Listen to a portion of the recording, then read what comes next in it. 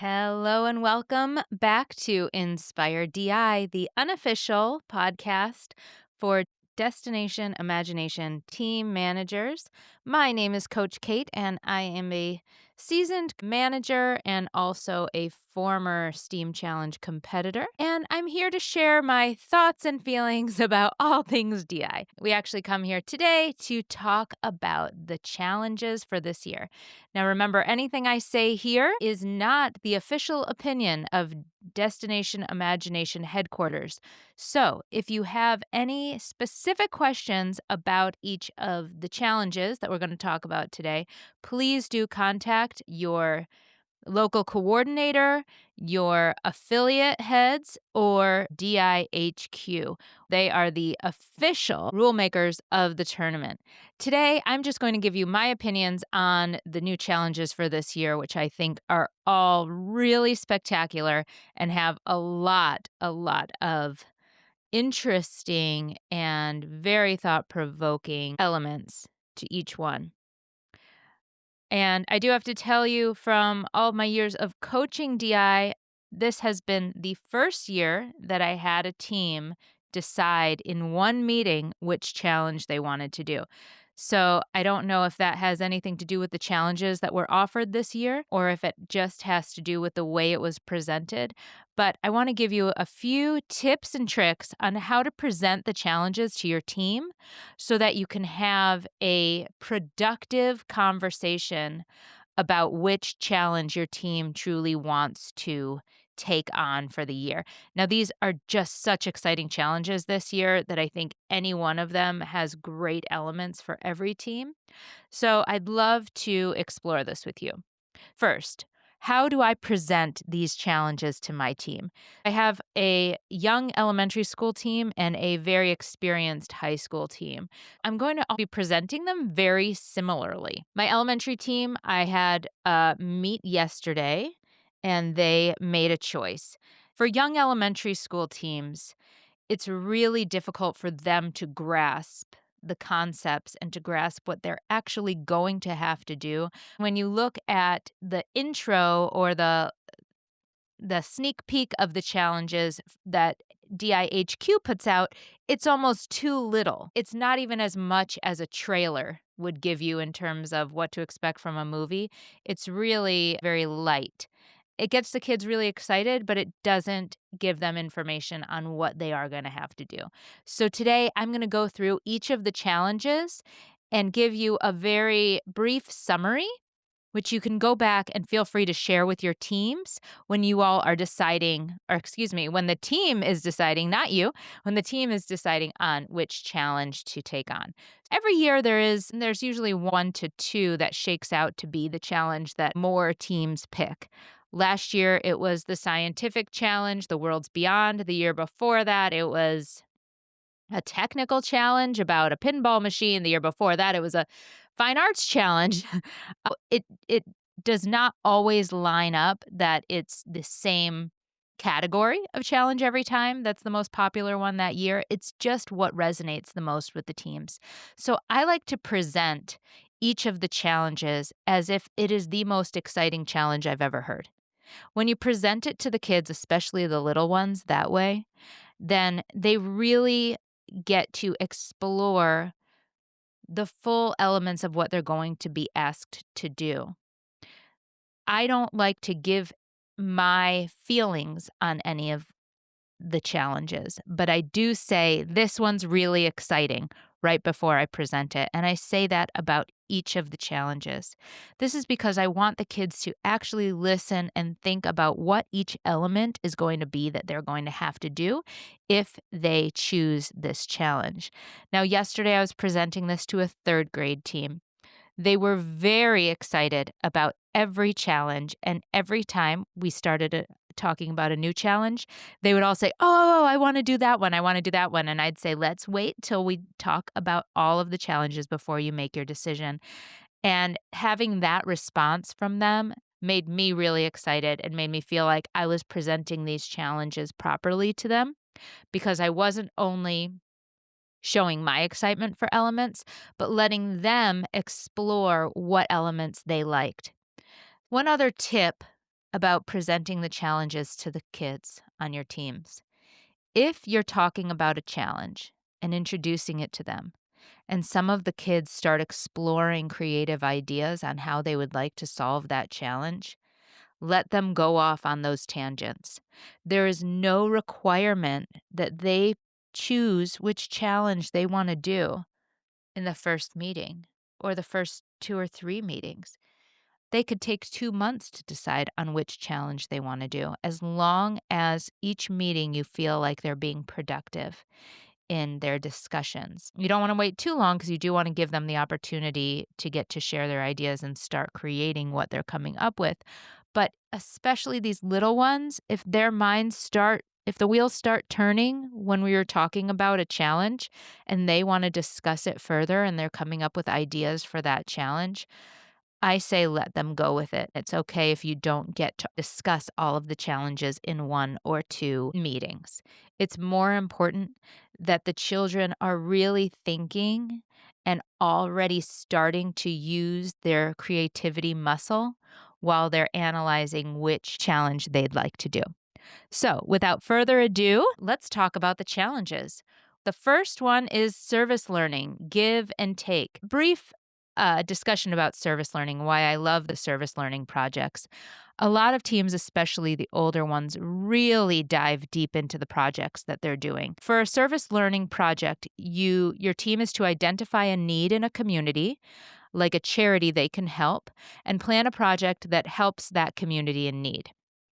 Now, the difference this year is when they are planning their project, they are supposed to identify points of conflict, either between team members, outside of the team, something going on in the community that they are looking to serve. Identify some points of conflict. They are to make a negotiation plan to resolve that conflict. I think that is such a great addition to the service learning challenge, because not only is it having them choose a community in need, but it's also having them think about how to negotiate conflicts in real life, how to negotiate when people are not seeing eye to eye. And at every age, this is so important. And what a skill to start learning when you're just a kid. I think this is a really great part of the service learning challenge this year.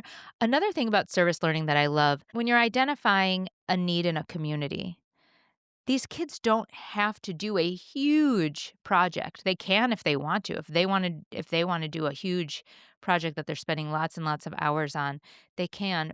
But they can also, especially the younger ones, volunteer.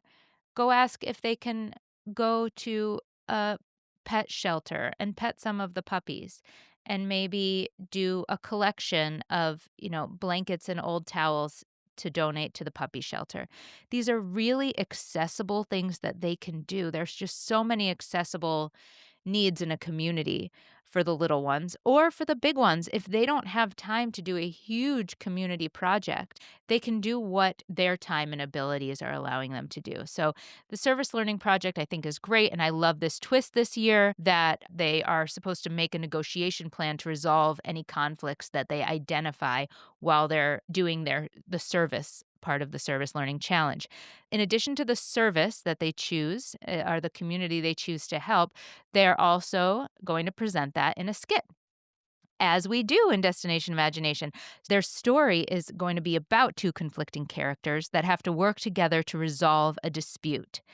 Within that story, there's supposed to be a misunderstanding that makes the conflict even more difficult. The story is supposed to be presented from at least 2 different viewpoints, which is also a really great twist, because sometimes when you see a dispute between two people or hear about it, you only hear one side. So in their story, they're supposed to present this point of conflict from 2 different viewpoints.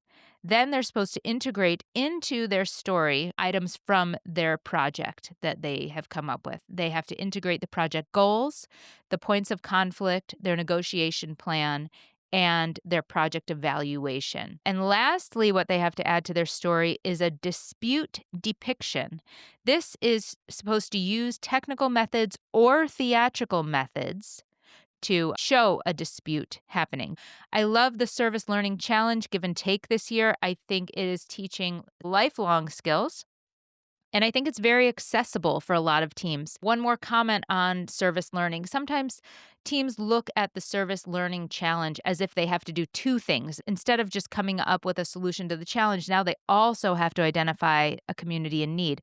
But this year, there's so much overlap between the community that they're serving and the story that I think it really flows well. I think it's a great concept.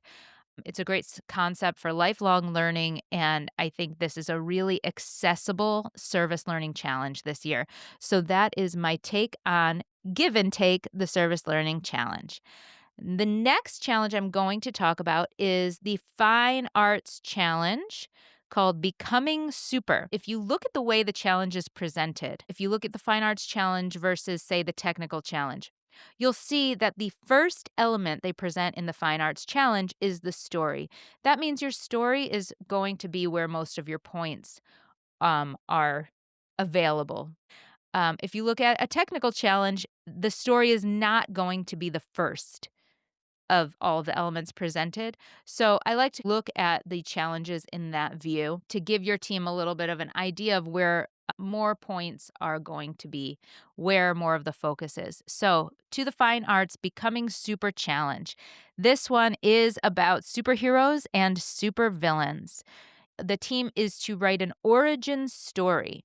They are to research superheroes and supervillains and write a story how one character becomes a superhero and another character becomes a supervillain as a result of the same decisions, situations, and or events. We've got two major characters here, one origin story, and they split. The kids have a lot to pull from in terms of superheroes and supervillains. These are the most popular movies. So every kid has some story about a superhero and a supervillain. Right now, all of the little kids are singing K-pop Demon Hunters all over the place.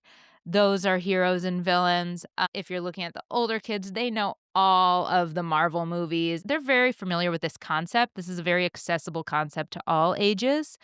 What are the other elements that are going into the Fine Arts Becoming Super Challenge? A technical costume. A costume on at least one team member that uses technical methods to enhance the portrayal of one character. This is so great. It is such an open-ended element. A technical costume. It can be anything. There have been times in the past where there's been a technical costume, but it's been directed to the children on what that costume needs to do, like it needs to flip or it needs to change in some way or there needs to be a hidden part. This is so open-ended. It's fantastic. They can do anything and they're not given a specific direction as to what this means. We will talk in a later podcast about what technical methods are, what that phrase means in all of these challenges. But for now, we're just giving an overview of each of the challenges. So we're not going to go into depth about what technical methods means. We know here they have to do a technical costume, a costume on at least one team member that uses technical methods to enhance the portrayal of one character. This is fantastic. I love this element. So wide open for the kids. And then the third element is stage makeup, not just face makeup. We are talking on at least one team member, a special effects prosthetic, cosmetics, or other materials on the face, the hair, and or the body to enhance, alter, or transform a person's appearance. Again, this is huge. It's not just makeup. It's not just cosmetics. It's anything you can come up with type element with no more specifications than that. This is a really interesting challenge, really wide open, super accessible to all ages because the topic is something everybody knows. And I think this is going to be one of the more popular challenges this year. Okay, now we're going to move on to the technical Win It Big challenge, which I think is going to be the other big challenge of the year because, again, very accessible topic. Win It Big, the technical challenge, is about a game show. At least one contestant, a character competing to win the game show, and a game show host. There has to be a quote unquote raising the stakes event, which means an event and or interaction that builds tension and or adds suspense to the story. This is great. It can be honestly anything. Love this raising the stakes event. I love the drama in the name of the elements also for the Win It Big technical challenge. Whoever wrote this one, well done. I just love teams and team managers are going to be saying over and over and over again the name of each element. And here with this technical challenge, it just gives it a little fun. So, a raising the stakes event, that's number one. Next, what are your technical elements for your technical challenge? There are three. Listen to these topics: a gimmick, a reveal, and a razzle dazzle effect. I love these names. Okay, so what is the gimmick?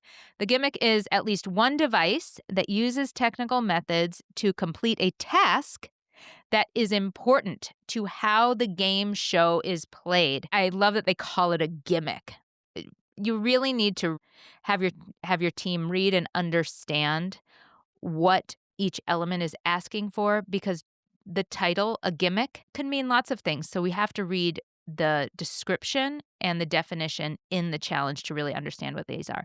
This is a device that uses technical methods to complete a task that's important to how the game show is played. So that's a really exciting one. Love this. Okay, the next is a reveal, a visual special effect and or device. I'll say that again, a visual special effect and or device that uses technical methods to uncover, unveil, and or release at least one thing during the game show. So this is going to be awesome. This is going to be something super exciting, a visual special effect and or device using technical methods, and it's going to uncover, unveil, or release at least one thing during the game show. So these are three very different words. Actually, uncover and unveil is not too different, but the release is different. So release doesn't mean that you're uncovering or unveiling something. Release is something separate. So I'm interested to see later on in the season if there are any clarifications on this specific element, because release is different from uncover and unveil. Release could be out in the open. So I might have to read this challenge a little more to understand that element. But either way, super exciting technical element. And the third technical element is a razzle dazzle effect. Okay. Razzle dazzle effect. What is that? A light and or sound effect, a special effect that is produced using technical methods that enhances one or more parts of the game show with light and or sound. The three technical elements: a gimmick, a reveal, and a razzle-dazzle effect. This is definitely going to be one of the top choices this year that teams are going to choose, if not the biggest. Again, another very accessible topic. A game show. Everyone knows a game show. All the kids already, the second you mention a game show, they're going to light up. This one's going to be super fun, and there's a good chance your team's going to choose it. So, which ones haven't we talked about yet? Oh, engineering above and beyond. Gosh, these are so great. Okay, engineering above and beyond. I love this structure. Another very accessible challenge. The kids are going to love this one. So if you've got kids on your team that really like to build, this is going to be a super fun challenge. Again, these challenges this year are so open-ended. They're really not giving specifics as to what the kids need to build this year. And when they do that, it's not only more exciting for the appraisers, because the appraisers don't want to see the same things over and over and over again. That gets really boring. It also gets really hard to differentiate the kids in points if they're all coming up with the same idea. So these open-ended elements are so exciting this year. So let's get to the above and beyond engineering. They are to build a structure which is freestanding. It will be assembled and tested during their presentation. The freestanding structure will be located in a base zone. There's a central location where their freestanding structure is to be built. The team will then also be building weights. They will create these weights, and their structure needs to hold the weights as far from the base zone as possible. So that's what makes it exciting, thinking of what materials to use, thinking of what materials to use for the weights, what to use for the structure, how heavy your weights need to be, all of these very exciting challenge elements. I love this one. It is so open-ended. I think you're gonna see so many different builds. I think it's engineering is sometimes I find it not as accessible for younger teams sometimes, depending on the elements and depending on what the build is. But this year, I think this is so accessible. Every team is going to come there with a structure. Every team's going to come with a structure that can hold at least some of whatever they've created as weights. Love it this year. Okay, so that's your structure. The story that the kids need to come up with in the Engineering Above and Beyond Challenge is a story where something important expands, extends, and or goes above and beyond. They are to begin the presentation with an in medias res scene, which introduces one or more characters while they are in the middle of a crucial situation. The kids are going to have to do a little research and learn what an in medias res scene is and what that means. And then they get to be super creative here on where they're starting. In addition, in their presentation, they have to have an expansion effect. This is a special effect that uses technical methods to visually represent expanding, extending, and or going above and beyond. One thing that's often left on the table in engineering is integrating the build with the presentation. These creative people who wrote this engineering challenge this year made it a lot easier for the kids to get those integration points. It's a great flow between the build and the story. Loving this challenge this year.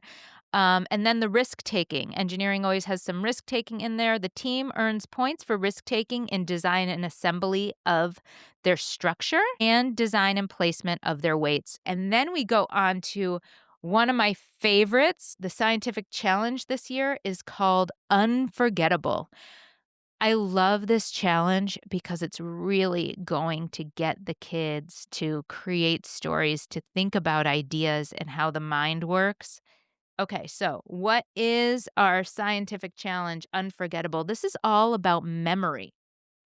They have to research the science of memory and create and present a story about how at least one character recalling a memory leads to a realization. So, this is thinking back on something that they're recalling, and they're going to see something in that recollection, in that memory. This is a really interesting challenge. I can see some of the older teams diving deep into this. The next element is a memory depiction. The teams are to create and present a memory depiction, which is a scene or part of a scene that shows one memory as it is visualized and or remembered by a character. Again, open-ended. It can be anything these kids come up with, any kind of story, they could call that their memory. And then they are to include a special effect to enhance the memory depiction. It is to be a visible and or audible effect. I love this special effect. And then we've got the big one that everyone's really excited about on this challenge is the next element is called misdirection. So the team is to include a misdirection, which is the use of one or more theatrical techniques to draw attention to one thing in order to distract from something else. My team discussing this yesterday loved this element. The team can research the psychology and art of misdirection. I hope that this challenge isn't overlooked by some of the creative writing teams because this can really be fun. It can be a spectacular show too. I hope that when you're discussing this challenge and presenting it to your team, that you really do go into these elements with a tone of excitement because I think this can be a great challenge. And so we're into the improv, casting shadows. If you've got an improv team, go into this one deeply. If you've got a team that really likes to build things, improv isn't always the direction to go. So what do I predict are going to be the big ones? I think that game show is definitely going to be one that a lot of kids want to do, and the superheroes fine arts. So technical and fine arts are going to be the big hitters. If your team wants to have more of an opportunity to do well, maybe compete against less teams, see if they might want to choose the service learning and the scientific challenge. They can put on a show of memory. If you're thinking like, how can that be fun? Look at the Inside Out movies and how big those were. Definitely encourage your kids to explore all of these challenges and not just settle on the sparkly ones. They're really exciting this year. They're very open-ended.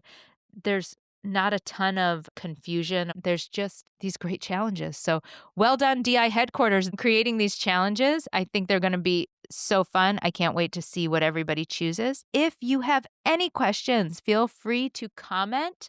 Feel free to message me directly or email me, coachkatedi@gmail.com. That's Coach Kate, Katedi, @gmail.com. I love to hear from everyone. If you have a question you'd like me to answer on a future podcast, please do check in. If you've got that question, there are surely many other managers that also have that same question.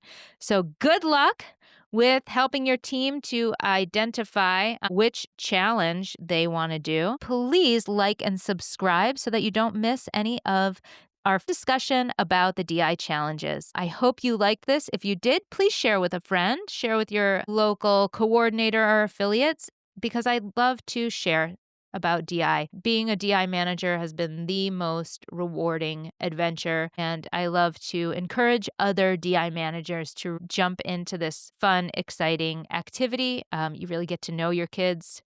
You get to know their friends. You get to know what's going on in school. And I hope this was a helpful podcast episode and that you are as excited about these challenges as I am. I think it's going to be a great year, and I can't wait to see what all of your teams create. So until next time, remember, as a team manager, it's not your problem. See you soon.